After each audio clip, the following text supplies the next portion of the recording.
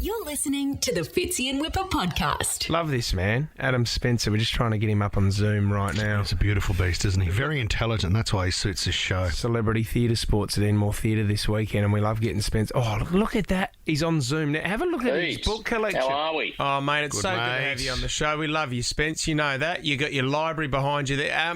One question. Have you got Warwick Capper's Full Forward, the book, which is spelled not Full, FOOL forward? Have you got that in the collection there, Spence?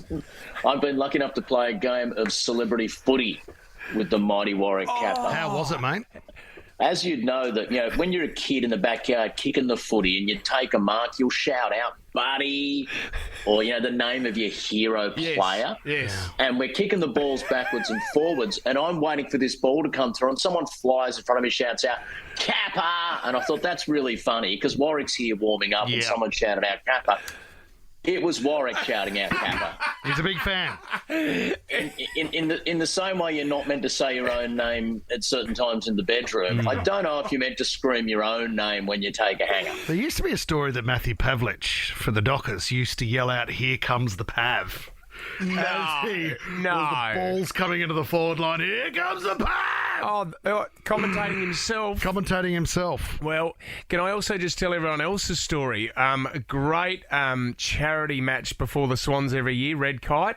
Unfortunately, one year we were informed just before the match that we weren't allowed to dig up the oval. Mm-hmm. So it was a goal-kicking competition straight out in front, and it was sort of around the world of the goals to see who could stay in. It was a knockout competition, if I got it right, Spence. Is that correct? Yeah, but one from directly in front, one from 30 out directly in front, one from 50 out directly in front. Yeah. Anyone left over from a really tight angle. Spence does a lot of organising on these Red Kites, does a great job. So Spence decided to go first on the first one, 15 metres out, straight out in front. Everyone got through. He's come in to kick the ball and slanted straight on his ass. It happens to the best of us, Spence. And that's, But I hadn't planned to take part. This is what happened. I hadn't planned to take part. Not fair, mate. And so I was just out there in the runners to talk in the microphone. And they said, well, why don't you have a kick? And the one thing hit one thing, and that was my ass hitting the top of the square. I think there's still a small divot there. When Buddy kicked one the other night, I think it took a bounce in my left butt cheek, and that's why it set up for him so perfectly. Well, Spence, thanks for joining us today, mate. Great to talk. Have a good one. Hey, Spence, before we get on to the theatre sports, because I'm excited about this as well, I wanted to talk what you were mentioned the other day. We were talking about this on air, about this amazing story of identical twins, Brianna and Brittany. Oh, yeah. Who married identical twin men, Josh and Jeremy, who then got married and then they conceived at the same time and had a child, two children together, Jet and Jax together around the same time. Oh, so it's called quaternary when you've got the twins marrying twins thing. And I saw this and I read up on it. Yeah. I'll tell you two amazing things about it. One, these guys, this American couple, two couples, met at an International Twins Day, World Twins Day event. So there must have been a moment at that event when the two brothers are talking and one says, hey, bro, that blonde chick over there is pretty hot. And the other brother would have said, yeah. Wow, her sister's pretty hot. Is she looking at me? Is she looking at you? Are you looking at... And it all went... that first conversation must have been... Yeah, but the best story of these type of relationships, there was this... Because there's only been about 250 cases of this ever known worldwide. Yeah, right. There's this restaurant in China. Yeah. And it's run by this husband and wife, and people are amazed how hard this couple is working. Yeah. Because they are there at 3 o'clock every morning to get ready for the breakfast rush. Wow. They're still there closing at 10 o'clock at night. These guys are putting in 19-hour days. The locals nickname it Robot Restaurant. Yeah. Because these two people must be androids to be putting in 19 hours. Yeah. It was two twin couples married. One pair came in and opened up at 3, did it till lunch, handed over secretly to the second pair who had just been taking the piss for about 5 years, and no one knew. It was actually just... I love that. How do they do it? That is brilliant. Isn't that awesome? Do you ever get told you've been going for 17 hours yet? Oh my God! You know what? We just pushed through. We love the job so much. Well, Spence, I went on a camping trip one time with a few mates, and part of the other party, two girls there which were identical twins. And what the strange thing was, I was kissing one and a mate was kissing the other, and that was fine in that moment. But when we'd get up the next morning and they'd change clothes, it was like you were starting the camping trip from the beginning, day after day, because you had to learn which one was which again, so you could act appropriately towards the one you'd kissed 8 hours earlier. It was sort of like American Pie meets Groundhog Day. Yes! And I loved it. That is brilliant. Spence, can I just ask too, I mean, with the bookcase you've got behind you, outside of all the books we can see there, and a lot of them are yours, no doubt, I think shelves 3, 4, 5, 6, 7, line 1, position 2, what is a life-changing book that you have on your shelf there? A life-changing if I walked book. in and I said, Spence, hand me something. A motivational, is there one for anyone, for the everyday Aussie that could read that might change their perspective on life, Spence? Yeah, I'd have to say my latest book, Maths 101, that teaches primary school mathematics to parents. There's just a moment in there when we're explaining fractions in terms of chocolate bars, and I don't think anyone can't be touched deeply. Yeah, okay. I can be touched deeply by that. You've mentioned chocolate. You know the one we were talking about the other day, and you would know this fact better than I would, so I want you to make sure I've got this correct, that when they talk about people's obsession with chocolate, it's because some milk chocolate has the exact same amount of fat and sugar as breast milk. Oh. And that's why when you taste it, it feels like coming home. It feels like the warmth of your mother's teat. There you go. I'm talking about your mum too. Yeah. Talking about Claire Fitzgerald. Yeah. Every time I pick up some Cadbury, I think, oh my God. Your own mothers, not anyone else's mums, just your own.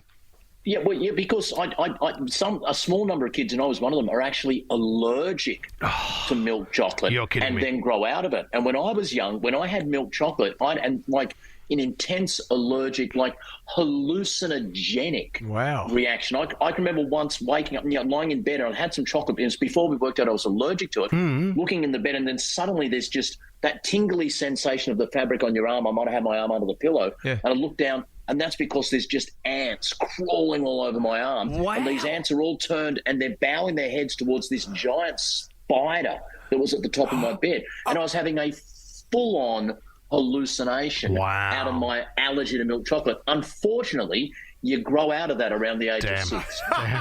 Really annoying. Unless you take certain drugs and you can get that feeling back. Mate, I've been chasing it. I've been chasing it for decades. I put down a Cadbury Dairy block, family block in 2 minutes. Nothing.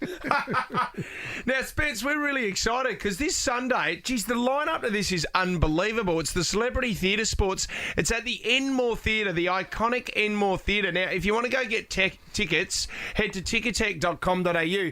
But you're performing, but also you've got an amazing host that's helping out this week as well. Yeah, Andrew Denton, TV and radio legend, actually got his chops originally on the Sydney theatre sports scene. That's where that incredibly wild, fast brain of his first got brought up to speak. He's coming back. He's emceeing Celebrity Theatre Sports, first time on a theatre sports stage in more than 20 years. Nina Iyama from all those ABC dramas and Have You Been Paying Attention? She's on the show. Veronica Milsom. Love Veronica. It's an all-star cast. And the great thing about it is, and Matt de Groot did it a couple of years ago. Is he back on the list? Yeah, he dropped an F-bomb when maybe he shouldn't have, so he's got an asterisk next to him. He did the theatre sports equivalent of my kick at goal from 10 metres out directly in front. Awesome. But you're surrounded by some seasoned improvisers who really know what they're doing. But these other people brave enough to step out on stage, no safety net, no training, and the crowd are so supportive, and almost always they step up and knock it out of the park. I was joking about Matt. Matt was superb when he did it a couple of years ago. Really funny, silly. Yeah. It's a great day. And as I sit here, I have no idea what's going to happen 4 p.m. this Sunday at the Enmore because it's all completely made up. That's the fun of it, isn't it? It's also proudly supporting Canteen as well, which supports young people when cancer turns their world upside down. It's a great cause, and you know what? 4:30, you'll be done early on Sunday, Arvo. If you want to get to the Enmore Theatre, see Andrew Denton hosting and see Spence as well, go to ticketek.com.au and you can put in Celebrity Theatre Sports there. You'll be able to find tickets. Always a pleasure, Spence. Love you, buddy. Thanks for coming on. Absolute pleasure, boys. I might go and try and pick up some twins. Spence, just before we go, what are the odds of the Swans winning the grand final, mate? Ooh. Oh, mate, there is a lid so firmly on that bubbling pot, mate. We're not going anywhere, but the boys are one game at a time, doing quite well at the moment, moving in a good direction. It was amazing. On the weekend of the SCG, I've save when Nick Davis kicked 4 goals in a quarter against Geelong, I've never heard the SCG humming like it. Yes. Wow. So, Spence, you know what's going to be the real headache for the AFL is that you will play at the SCG if you finish second, won't you? That would be the plan. A couple of years ago, they made him play out at Homebush, which was outrageous. Because the other big thing is that Geelong's going to finish top, but they won't be able to play at Geelong. They'll play at the MCG. This is the controversy. Who will they play? They want to play. So they'll probably play, well, it'll be out of Collingwood.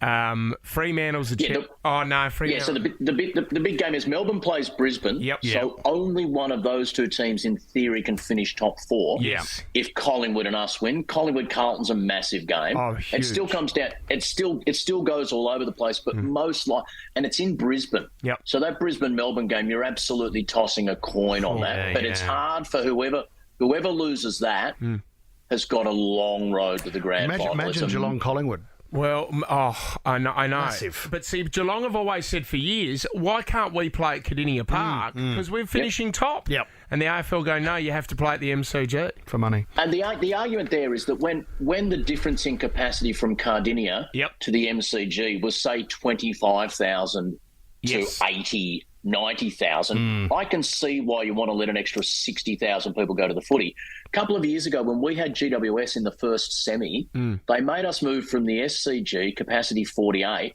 out to Homebush for a game that 60,000 people turned up. So we gave away home ground advantage and played in GWS's backyard for the sake of 12,000 people. I'm biased, but I don't see the point. No, doesn't make sense. I agree. So it'd be Swans D's? Well, no. If D's lose, they're out of the top 4. That's what we want. It could be Swans Collingwood again.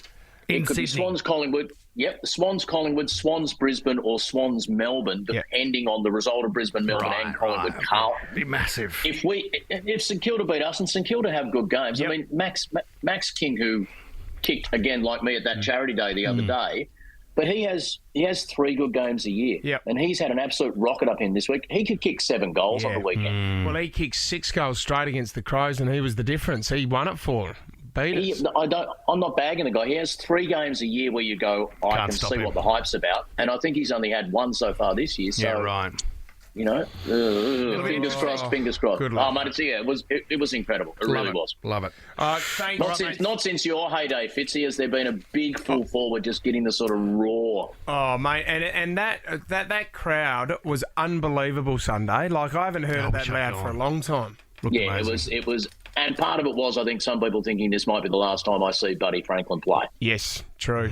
Good luck, Spence. Thanks again, brother. Thanks for the support, boys. See you soon. Thanks, mate. Always. Bye. I feel very conflicted about that event because I did it 2 years ago. You're not invited back. With Spence's team and never got a call back. Yeah, well, no, but he was very impressed with you. Well, you clearly not. Well, you said you dropped an F-bomb inappropriately at the start. Well, no, they were, you know, like when you get guns like Andrew Denton and stuff like that, it's tough. I mean, to get the call up. It's top notch.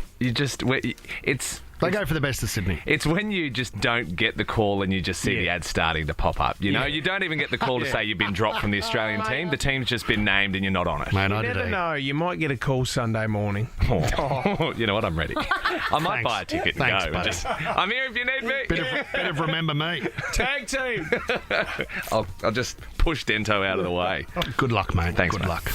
You're listening to the Fitzy and Whipper podcast.